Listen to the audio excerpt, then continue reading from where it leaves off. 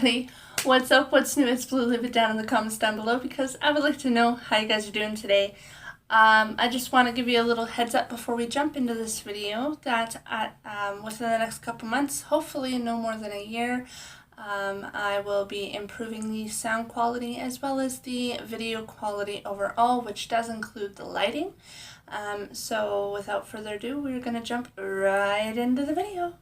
So today our talk is about health.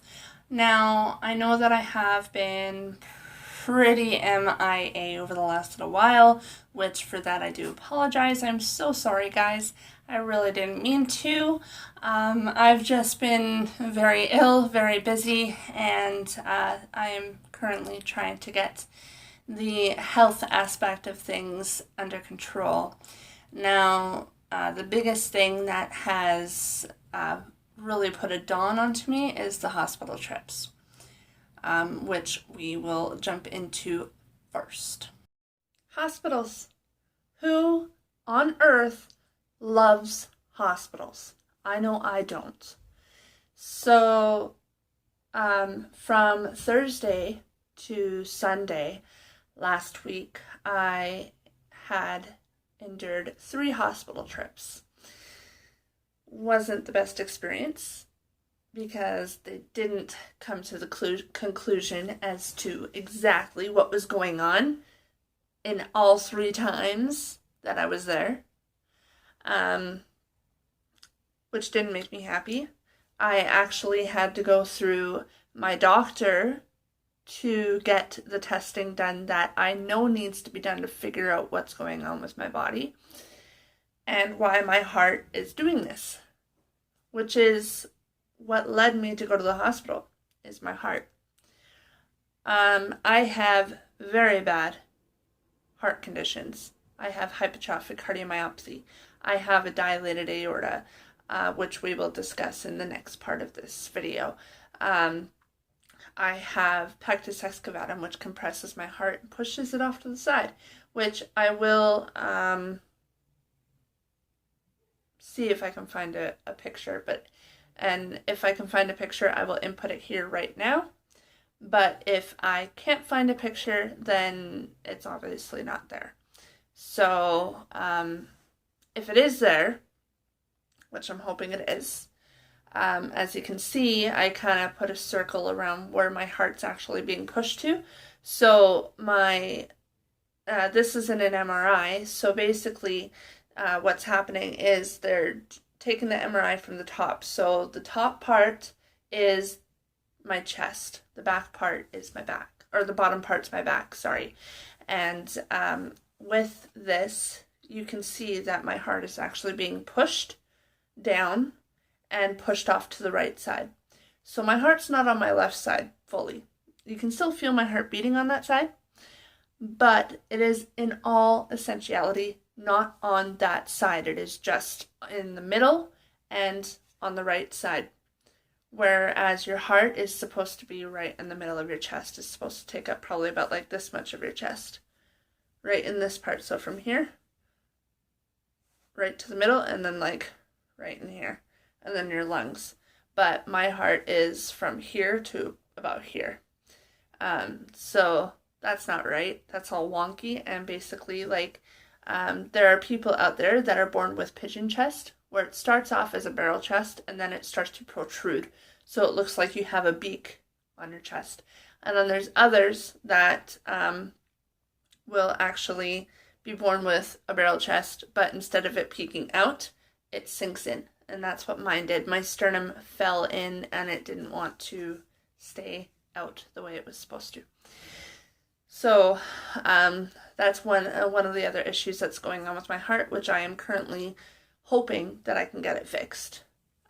Because if I do have to get it fixed, I have to get it fixed before I get my aorta fixed. But like I said, I will jump into that in the next part. So as for the hospitals, they did the cardiac panel of blood work to check if I had any blood clots, check if I was having a heart attack, to check my levels, like my blood levels and everything. And they also checked my potassium. Because I am childbearing age, they had to do a pregnancy test. Obviously, that came back negative. I will be jumping into a part about that as well. But let's just say my heart isn't strong enough to have any more kids. But I will jump more into that later in the video. So now that's basically how it happened with all 3 trips. But the first trip, they gave me potassium because my potassium was low. It was at like 1.5 when it's supposed to be at 3.5. And so they had to give me 300 milliliters of 10 milligrams of potassium. And when they did that, I actually have a bruise still on my hand right here from when they did the potassium. And they put the potassium in right in this spot. You can still see the mark where they did the needle. But it bruised up my whole hand because it caused my whole arm to burn and hurt and become very itchy. And it wasn't a pleasant feeling at all. It wasn't. And they also gave me 2 potassium pills. So fast forward to Saturday, I went in, they did all the same testing. My potassium levels, they came back at 3.2, so they just had to give me 2 more potassium pills. And by the end of that, my potassium is back up to normal. So thankfully they got that under control. But the biggest thing that they couldn't do, or that they just wouldn't do, is an echocardiogram. And that is what you need to diagnose if the aortic valve is dilating further. Yeah, so that's kind of how the hospital trips went. And with hospitals, they raised my anxiety. Even talking about them makes me very, very, very anxious. Which is why you hear me like breathing the way I am and see how my body language is right now. Yeah, that's because I'm feeling a little anxious. And that's not my fault. So, yeah. The next thing I am going to talk about, because that is all I have to say about the hospitals. I am not happy with the hospital I went to. I much rather preferred going to the other hospital that has a cardiac unit. But because of the ambulances, I had to go to the same hospital all 3 times. But yeah, so the next thing I'm going to talk to you guys about is my Marfan syndrome and my aortic valve. Marfan syndrome is a very big, worldwide known condition. There are thousands of people all over the globe that are being diagnosed with this condition. And what it is it is a mutation of a gene in your body that is hereditary from each generation down. So far, out of all of my siblings, the only one who doesn't have this condition is my older brother. But my sister, myself, and my mother all have it, and we're pretty sure that so does my grandfather. So with that being said, the biggest thing that it affects is your connective tissues, which has something to do with your eyes, your heart, pretty much everything that has connective tissues in your body, which is everything. So I have bad vision. I've always known that I've had bad vision. I've had to wear glasses almost my whole life. 9 times out of 10 I don't want to wear them I didn't want to wear them because they would cause me headaches, and the biggest reason why is because I recently found out that I have prisms in my eyes and astigmatism, so that makes getting my prescription right a lot harder. I do have double vision. There are times where I cannot be wearing my glasses and all of a sudden I'll start seeing things double. Or I'll start seeing, like, say for instance, I'm looking at my feet without my glasses because my feet swell due to the bunions, which I will be mentioning further in the video. But anyways, so it would appear as though there's more swelling than there actually is, and then when I actually put my glasses on, I see that there's less. Sometimes there is actually that amount of swelling that I'm seeing, if not more, and my eyes are just tricking me and showing me that I have less. But that's just how my eyes play tricks on me. The retina of my right eye has a couple weak spots, as well as the lens being slightly displaced. And the prescription in my left eye is a lot worse than it was before. So I did recently have to get new lenses because of the fact that my other glasses were causing headaches, like really bad headaches, because I didn't have the prism fix in my glasses. Another thing that is affected, which I brought up earlier in the video, was my aortic valve in my heart. A normal heart has an aortic valve sitting at 2.5 centimeters dilation, so that's 25 millimeters. And the last time I had an echocardiogram, which was August of last year, it showed that my aortic valve was dilated to 4.2 centimeters or 42 millimeters. My cardiologist had told me that because of my age and all the other conditions I have with my heart, that once my valve reaches 4.5 centimeters, also 45 millimeters, if you want to think of it in millimeters, you just take the period out from between the two numbers and that gives you what it is in millimeters. Anyways, so I have an echocardiogram that is booked on the 12th of July to hopefully figure out what is going on with my heart. And I also have an appointment with a neurologist on the 26th to figure out why my legs lost feeling when I was in the hospital. I've had Marfan syndrome my whole life. I've had the pectus my whole life. I've had the hypertrophic cardiomyopathy and the congenital heart failure for about 3.5 years now. So there's a lot going on with my heart that I wish that they can fix, but people are too stubborn, I guess, too. Or they're just wanting to take their sweet time and see me decline more, which I don't know why, but they're just doing that. Now, I am 5'8", and my legs are long, my fingers are long and slender. A lot of people used to call them piano fingers before we found out that I have Marfan syndrome. And my face is longer than the typical person. So if I were to stand up, which I could do right now, ouch. So as you can see, my legs are very long. My arms, if I go like this, are actually longer than my height. So from head to foot is shorter than from fingertip of my middle finger to my other middle fingertip, spanning out like that. And that is one of the biggest telltale signs of Marfan syndrome, is that your arm span is longer than your height.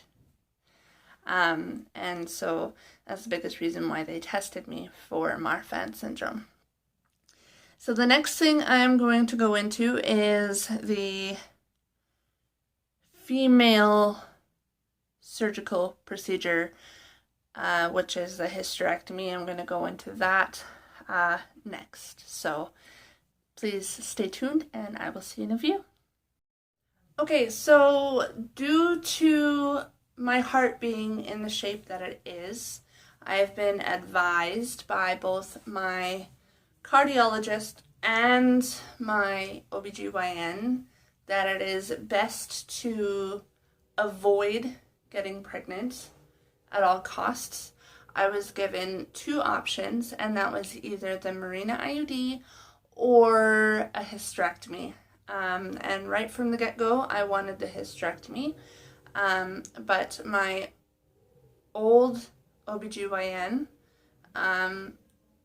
was very adamant on me doing the IUD and giving it another shot. The reason why I say another shot is because I did have the IUD back in 2015 for 3 months after my daughter was 6 weeks old. And I had a very terrible experience with that. I was cramping every day, I was spotting every day. It wasn't changing at all, and so I went in and I had it taken out.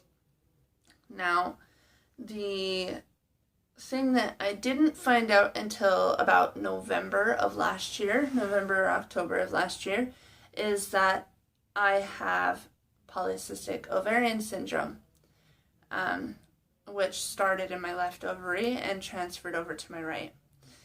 And because I have that, I did some digging and I found out that I've had PCOS since I had the Mirena the first time.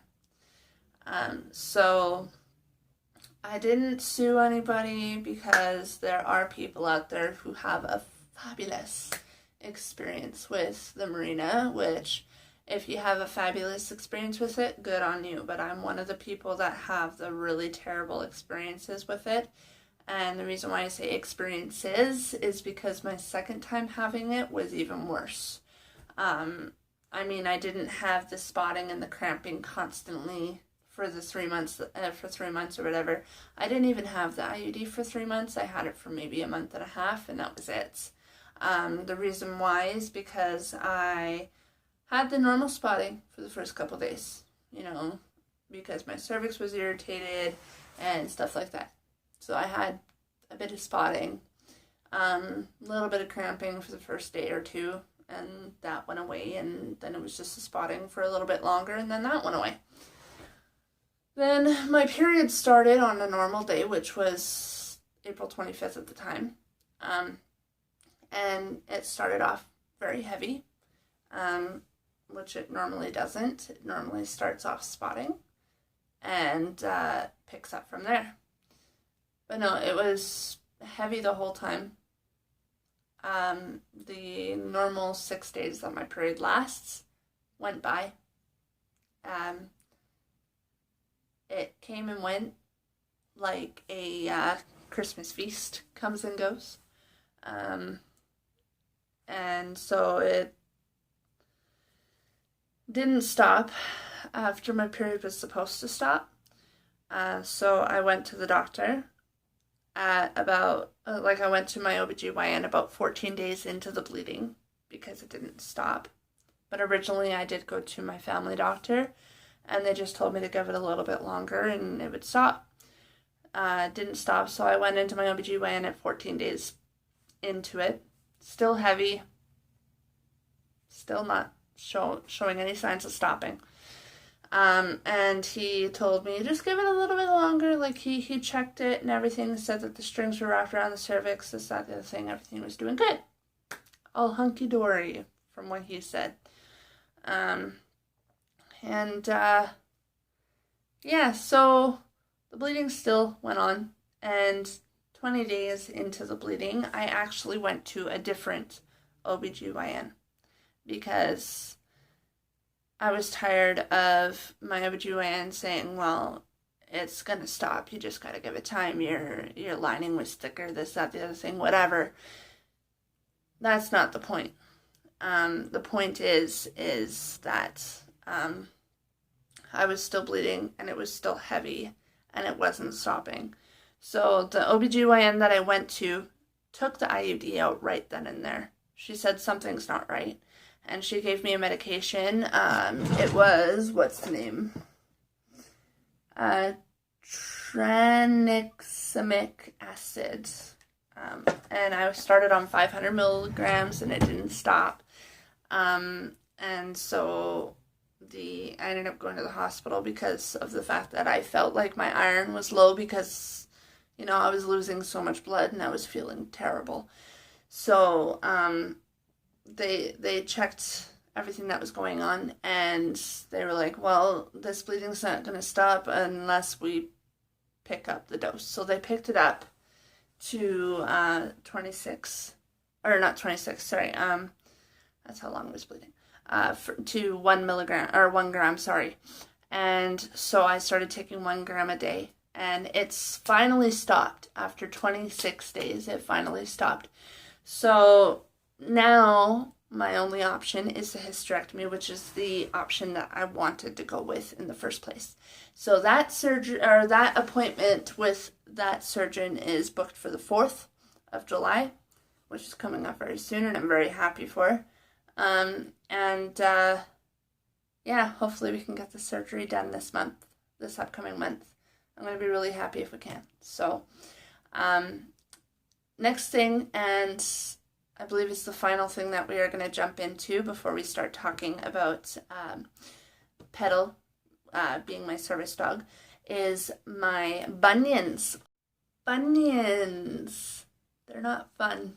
There are so many people out there who struggle with this situation. What I can do is I can actually lift my feet, and you can see from the bottom the bunions, but I will also post a picture here and here.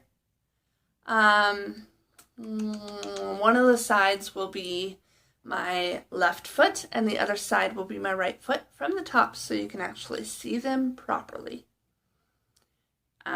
So they don't look good. Not at all. And it's not easy living and walking with these bunions on my feet. I swear, it's not.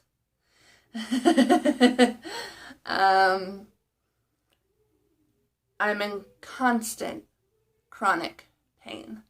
Constant. It feels like I'm walking on razor blades, and if it doesn't feel like I'm walking on razor blades, it feels like I'm walking on pins and needles because my feet are numb. There's no winning in this situation whatsoever. So, I actually have to go for surgery for them, because not only do I have the bunions on my big toes, I also have Taylor's bunions, and because of the bunions on my big toes, I have hammer toe on my second toes, so I have to get that fixed as well. I've had these since I was at least 13, if not more time than that. The last time I remember my feet being sort of semi-normal was back when I was 8 years old. So I really need to figure this out, and I see the orthopedic surgeon hopefully soon. I'm just waiting for the phone call for me to go in and get this all dealt with. And yeah, I've tried every non-surgical thing to try and help my bunions. I've tried splints, I've tried changing my shoes, I've tried padding, I've tried exercises, I've tried cortisone shots, I've tried painkillers, I've tried massage, I've tried ice, I've tried heat, I've tried everything. And everything has failed. So, I'm not having the best of times. And I just want it to be fixed and over with. And it doesn't seem like I'm making any progress. But yes, so what I'll probably do is I'll probably end up doing updates as time goes, but we'll see. And now, without further ado, we are going to talk about Petal. Finally, we are at the spot to talk about this little cutie. She is almost 8 months old. On the 11th, she'll be 8 months. And we have had her since she was 5 weeks old. She is already up to date on all of her shots. And she's doing so good with her basic obedience training. We've gotten really good on sit, down, paw. We're still working on other paw. High five. We're working on come, and she's doing fabulous with her anxiety alert training. So far with that training, what I get her to do is I've taught her to clue into a cue that I give off with my physical body language when I'm about to go into a panic attack. And when she catches on to that, she will actually notify me by nudging my hand or my leg or whatever's close to her at that time. She will nudge to get my attention, to let me know that I need to sit and I need to try and calm myself down. If that fails, where I can't calm myself down, I will start to go into the panic attack. What she does then is she will start to lick my face, and she'll nudge my hand to try and get me to pet her, so that I don't end up physically harming myself, because there are times where I notice that I will hit my head, I will hit my wrists, or I will hit something to cause physical harm in order to calm myself and tell myself that, something's still, like, I'm still here, I'm still in a spot. And if I start doing that, like if I start hitting my head, she will actually physically go onto her hind legs and she will pull my arms down with her front paws. And once she accomplishes that, she will actually nudge my hand, get me to pet her, get my mind focused off of hitting myself in the head, and onto petting her. And at that point, she will continue to lick my face. And once she notices that my breathing is starting to calm down, then she will nudge my chest to get me to either lay back, like lay down if I'm in my bed, or kind of sit myself back if I'm sitting on the couch. And she will then crawl up and sit on my bra, because at that point, if I'm sitting back, then my chest, because of the pectus, is actually sitting on my ribs. So my bra will give her the leverage to be able to sit on my chest and do DPT. And if I am sitting in a chair where I'm like fully upright and I can't really, I don't have that relaxed position, then she will like put a lot of pressure onto my legs. And that in turn calms me down over a course of a couple minutes to like 15 minutes. For the cardiac, we will hopefully soon be teaching her how to do CPR, because I have had cardiac arrest in the past. So if it does happen again, she knows CPR. Her overall weight will be about 25 pounds, give or take a few, because her mother is 22 pounds, her father is 27. So she will, chances be around 25 pounds or so, give or take a few. She's currently 13.4 pounds, so she is getting up there. And we do have a vest and a patch that notifies people that she's in training en route in the mail coming to us. And we will soon be registering her as a service dog. So we will be able to bring her into like different locations as I go around, so that she's with me 24/7 and I don't have to leave her at home, because my anxiety and my depression, they do tend to pick up more out in public than they do here at home. So that is a big issue that I have to deal with. It's not easy living with it, and I would much rather prefer doing something about it than not being able to do anything about it at all. So, like I said, she is about 8 months, almost. She is still in training, and hopefully by 18 months, she will be fully ready to do the test through the city's service dog coordination, so that we can get everything we need. So that is it for this video. If you liked it, be sure to give it a big thumbs up if you did. Leave a friendly comment down below and subscribe to my channel if you haven't already, and I will see you in my next video. Bye guys!